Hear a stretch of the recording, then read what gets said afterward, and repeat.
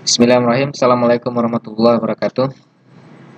Kita lanjutkan materi teknik pengenalan pola. Ya, minggu lalu kita udah tahu apa itu pola, apa itu fitur, bagaimana mengenali pola, dan pengaplikasian pengenalan pola di mana aja. Pengenalan pola ini sangat luas, ya, bidang ilmu yang sangat luas. Ya, pengenalan pola pada data sering dikenalin untuk data mining bisa.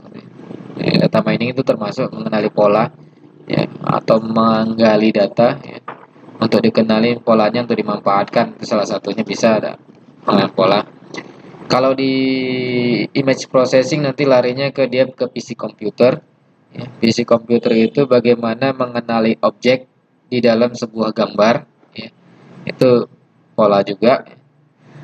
Dan banyak sekali ya untuk robotik. Kalau untuk robotik jelas ya, untuk uh, robot, ya, robot itu biasanya untuk sistem inputnya atau sistem pengindraannya itu kalau nggak pakai kamera, dia pakai sensor, ya. Kalau dia pakai kamera maka dia klasifikasi menggunakan PC komputer, ya. Jadi mengenali objek berdasarkan kamera atau gambar yang ada di dalam, yang diambil oleh kamera, yang dikenali oleh robot. Tapi kalau pakai sensor, ya mengenali pola yang diambil dari sensor. Ini ada satu teknik naib bias, itu biasanya digunakan untuk mengenalin atau memberi keputusan. Ya, biasa digunakan untuk pola juga dan bisa eh, apa namanya, data mining dan lain-lainnya. Bisa untuk penetapan keputusan atau pengambilan keputusan. Ya. Ini coba kita bahas naib bias. Perkenalkan, nama saya Sayuti Rahman, STMKOM. Ya, ini baru pertama kita bertemu di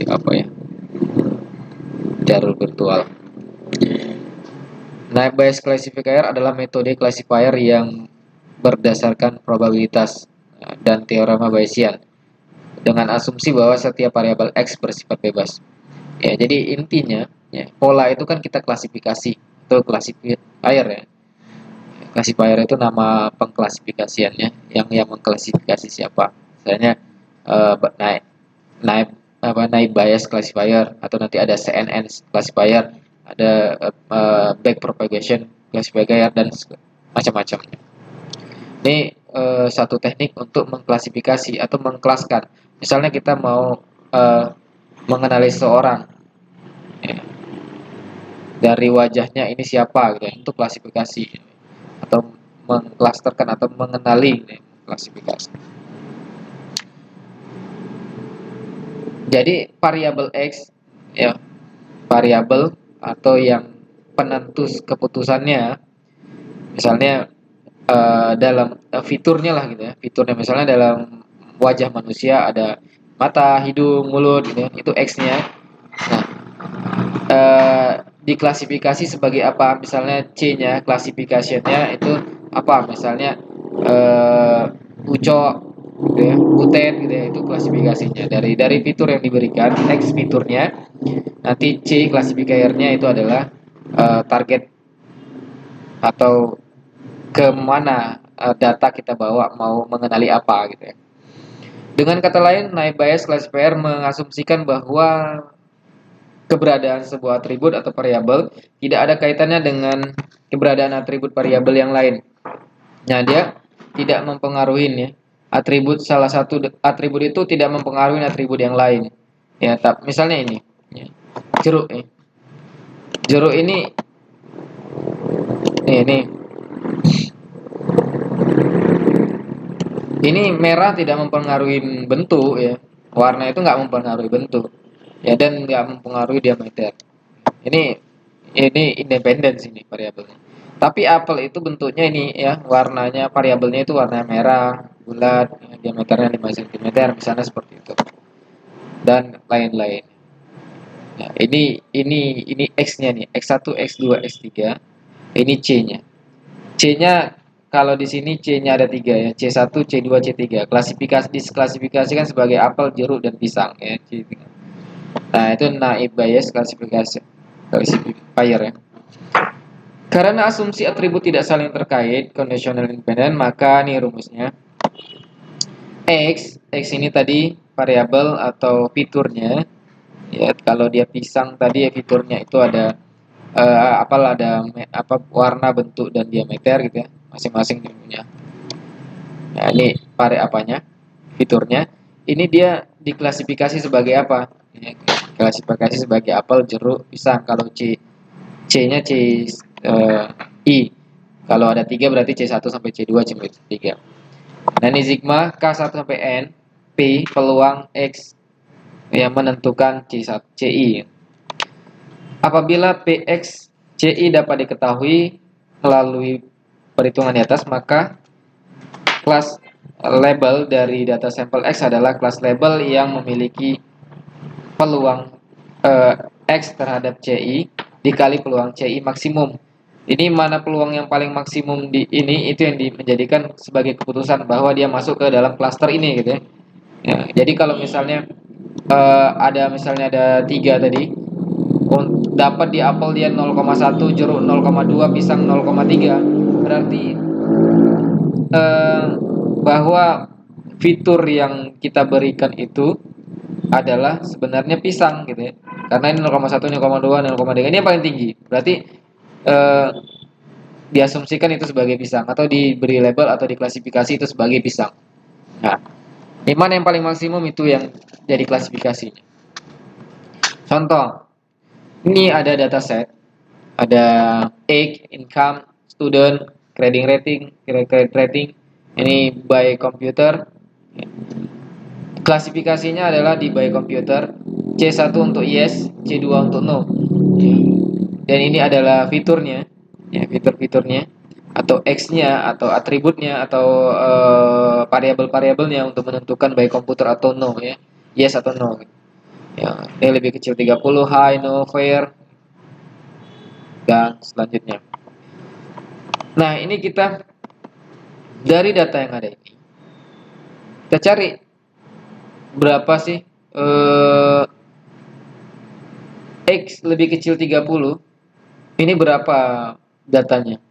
Ini lebih kecil 30, 1, 2, 3, 4, ya berarti 4 per 14 ya, 4 per 14. Seluruh data ada 14, data yang lebih kecil 30 itu ada 4, jadi 4 per 14 itu peluangnya. Income medium 1, 2, dan seberapa nanti dihitung, berapa per berapa gitu ya. No, dan selanjutnya. Jadi dapat kita masing-masing di sini. Nah, hitung peluang XK. XKK ini nilai dari 1 sampai dengan maksimum parameternya atau maksimum fiturnya. Kita karena cerita tentang pola berarti fitur ya. Ya, kalau kita cerita tentang database basis pengenalan data mining, berarti dia itu ada fill-nya gitu ya, fill-nya. Nah, berarti di sini XK terhadap CI, peluang XK terhadap CI untuk setiap kelas ya. Maka yang peluang by computer ya, X lebih 30 dan dia by computer itu sebanyak 2/9 ya. Yang dia by computer itu datanya ada 1, 2, 3, 4, 5, 6, 7, 8, 9, 9. Dan yang iya ini no ya, 1, 2, no. Ini no. Ini 1. Ini 2 ya. 2 ya. 2 tadi. Ya 2/9. Yang no 3/5. Yang no di sini 3, no 1, 2, 3, 4, 5. Dan yang no X-nya lebih kecil 30 dan dia no 1, 2, 3 ya. Nah, jadi sini 3. Nah, ini 0,22, 0,6. Begitu juga dengan P income medium by computer yes. Ya, ini yang yes-nya itu 9, yang medium dan dia beli komputer itu 4, jadi 4/9 sama dengan 0,44 ya. Kita cek sekali lagi. Ini untuk contohnya, nanti kalau selanjutnya tidak saya ulangi lagi untuk ke datanya. Berarti yang beli komputer tadi ada 9 yang yes gitu. Yang medium yang dia yes 1, ini bukan, 2, 3, 4. Ini bukan, berarti 4 ya. 4 per 9. Yang tidak, yang no itu ada 2 tadi 2 ya, 2 per 5. 0,44, 0,4. Selanjutnya yang student yes dan computer yes itu ada 0,667 dan selanjutnya 0,2. Grading rating pair dan by computer yes 6 per 9 atau 0,667. Grading rating pair dan by computer no 2 per 5 0,4. Ya. Jadi X sama dengan X lebih kecil 30, income medium, student yes, credit rating pair. Maka menggunakan rumus ini, hitung PXCI untuk setiap kelas ya. X by computer yes ya. Jadi semua X-nya tadi apa? Ya, yang kita hitung tadi ada X, umur, ada income, ada student, ada credit rating. Semua dihitung. Yang kita dapatkan dari sini tadi terhadap komputer yes itu ada 0,22, 0,44, 0,66 dan 0,66. Ya, ini 0,66 juga ya. Ini 0,66. 0,22, 0,44, 0,66, ini 0,66. Yang no itu ada 0,6, 0,2, 0,02, 0,4. Ya nih ya, 0,6, 0,4, 0,2 dan 0,4. Oke, itu hasilnya ini adalah 0,04, ini 0, ya 0,019. Mana yang maksimum nilainya? Ini atau ini? Ini atau ini? 0,044 atau 0,09? Nah, ini belum. Ini dikalikan lagi dengan by computer yes-nya. Yang by computer yes berapa? By computer yes itu ada datanya 9. 9 per 14. 9 per 14. Berapa itu?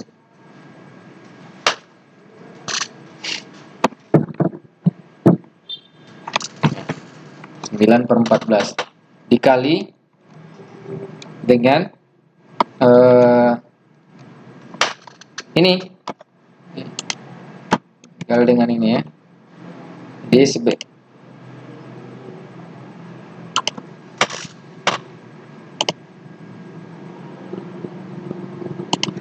nah ini dikali 9 per 14 sama dengan berapa? Ini dikali 5, yang 0 tadi 5 ya, 5 per 14. Hasilnya ini dia 0,028 dan 0,007. Ini hasil. X memiliki kelas by computer yes karena PX by computer yes memiliki nilai yang lebih maksimum pada perhitungan di atas. Maka ini adalah sebagai keputusan ya, sebagai keputusan atau dari data di atas bahwa ini adalah by computer yes. Atau namanya kalau di pengenalan pola namanya kelasnya ya, kelasnya. Karena pola itu kan fitur itu di kelasnya, diklasifikasi, diklasterkan ke dalam by computer yes. Nah, computer yes. Ya, dari rangkumannya, kekuatan metode ini adalah mudah diimplementasikan, ya, lebih mudah kita memahaminya daripada metode-metode yang cukup canggih sekarang. Tapi ini udah susah untuk diterapkan ke dalam kasus-kasus yang rumit. Ya, nanti kalau kasus-kasus yang rumit nanti kita akan pelajarin lagi yang lebih baik. Ini untuk pengenalan awal ya, karena kita masih pertemuan ketiga. Ya, nanti banyak lagi metode-metode yang mungkin satu pertemuan kita nggak cukup membahasnya. banyak metode yang kompleks. Ya, untuk memahaminya pun lama gitu. Memberikan hasil yang baik untuk banyak kasus. Ya, kelemahannya mengasumsi bahwa antara fitur tidak terkait atau independen. Ya. Dalam realita keterkaitan itu selalu ada. Gitu. Ya, ini keterkaitan tersebut tidak dapat dimodelkan oleh naive Bayes classifier ya. Ini latihannya. Ya. Ini sebagai latihan dan nanti ditulis di kertas hasilnya, nanti kamu foto masukkan di dalam absensi. Jadi saya kirim absensinya, di situ ada upload image. Upload image-nya isinya adalah perhitungan ini. Nah, kamu cari kelasnya di sini ada play tenis ya. Kelasnya itu ada 2, yes dan no ya. C1-nya yes, C2-nya no ya. C1-nya yes, C2-nya no. Kamu cari dia outlook ini, rain, temperature cool, humidity high, windy, ini fiturnya. Fiturnya ini ya. 1, 2, 3, 4. Nah, cari tadi seperti yang tadi kayak mana nyari peluang-peluang setiap ini. Untuk C1 peluang ini, untuk C2 peluang ini, untuk C1 peluang ini, untuk C2 ini juga seperti itu, hingga nanti kamu tentukan mana nilai yang paling maksimum, itulah sebagai keputusannya. Nah, ini datanya. Oke, sampai sini pertemuan kita. Kalau ada pertanyaan-pertanyaan silakan nanti di komentar ya, boleh di Classroom komentar, boleh di YouTube-nya komentar ya. Sampai sini. Assalamualaikum warahmatullahi wabarakatuh.